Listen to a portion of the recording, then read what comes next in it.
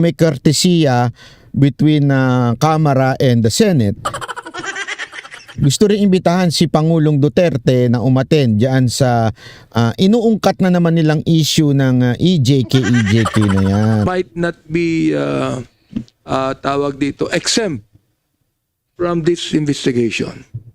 Yet I think that we should give full respect to the former president, being a public official also. All right, so we are going to inform the former president on this. Okay. Ayun.